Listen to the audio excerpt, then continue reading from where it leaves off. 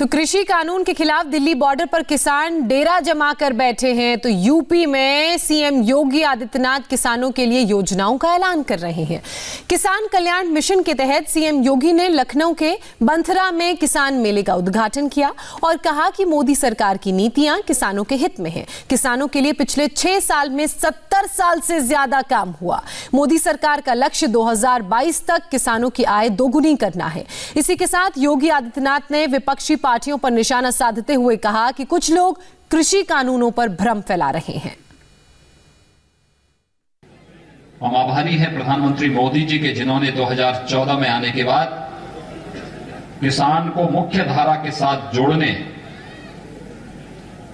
और जय किसान के इस नारे को सार्थकता प्रदान करने के लिए किसान के हित में उस प्रकार की नीतियां, उस प्रकार के कार्यक्रम और फिर उसके ईमानदारी पूर्वक क्रियान्वयन को जोर देते हुए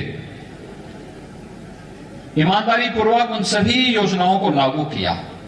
याद करिए 2004 से 2014 के अंदर इस देश के अंदर सर्वाधिक किसानों ने आत्महत्या की थी और 14 के बाद जब किसान देश के राजनीतिक एजेंडे का हिस्सा बना, केंद्र सरकार ने किसानों के हित के लिए उस प्रकार के कार्यक्रम और योजनाएं बनाई। आज उसका परिणाम है देश के अंदर किसान आत्महत्या नहीं बल्कि आमदनी को दोगुना तिगुना करने के लिए नई नई तकनीक को अपनाते हुए वह तेजी के साथ आगे बढ़ता हुआ दिखाई दे रहा है। इस सरकार के जो अभियान है वह किसानों के कल्याण के लिए है।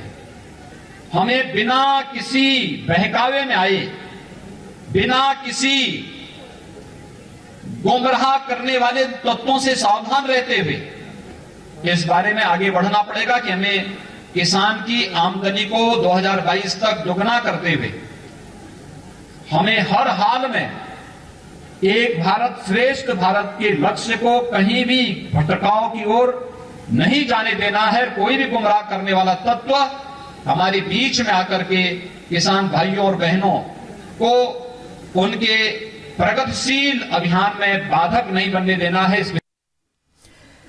और फिलहाल रुकेंगे हम एक छोटे से ब्रेक के लिए। ब्रेक के बाद दिखाएंगे आपको कि गाय पर ज्ञान अब आपको कैसे दिलाएगा इनाम।